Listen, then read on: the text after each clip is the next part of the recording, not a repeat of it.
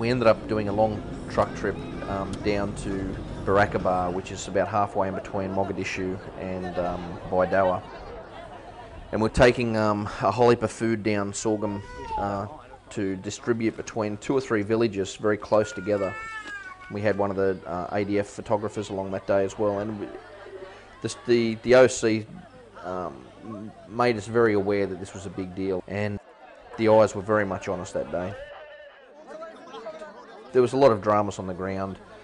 There was a few village elders that had arguments between each other, obviously distributing the food out amongst X amount of people. I want him by himself, please. About 3/4 the way through the day, it was obvious there wasn't enough food to go around, and we actually ended up with a big food riot that day, which was very bizarre.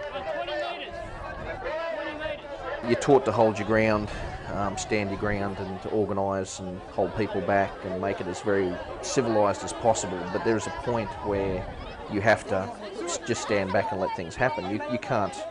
When you've got a woman in front of you who's obviously getting very distressed that she isn't going to get the food for her family for X amount of days or the next week, and it becomes physical and she's literally trying to climb over the top of you to get to the food, you can't butt stroke her, you can't throw her out of the way, you just have to let things happen.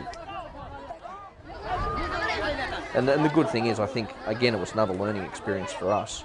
The book says you will use whatever physical force you need to do to keep these people back. But the reality is, we weren't there to beat up women. We weren't there to do anything like that. And it was good to see that everybody to a man came up with that same conclusion at the same point. The boss didn't have to give any orders. Basically, it was, we just have to let these people through.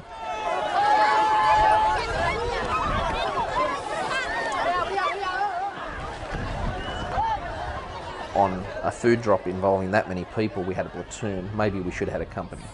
But we were never going to be able to deploy a company for a food drop.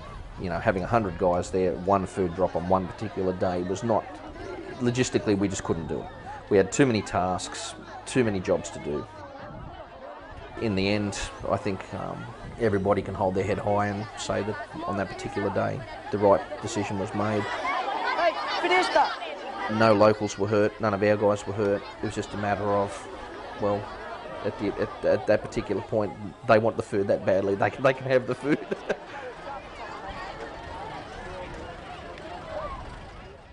The next time we went out, the next food drop was smaller amounts of people, but we definitely were more organised. We got organised quicker with our basically driving star pickets into the ground and actually wiring off certain areas and channeling people a bit better. It all came down to the care agencies that were organising the food drops. We just organised them better, have the people set up on the ground before we get there, talk to these village elders. It's been getting on. It's the organisation's a lot better now. They're sort of not as hungry as what they were before. I mean, it's good to help people like this. The joke me and a few of the guys have is we were winning when we left. It's not always easy to articulate, but the first food drops we were doing were disasters. We had starving people that were desperate for food. The last few food drops we were doing before we left, they were patient.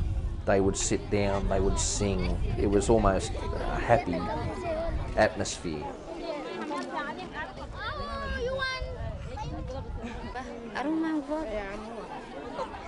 Psychologically, it was good for us because we could leave knowing that at least that part of the mission was successful. We got the food out there, we got it distributed well, and you could literally stand back and just let it work itself.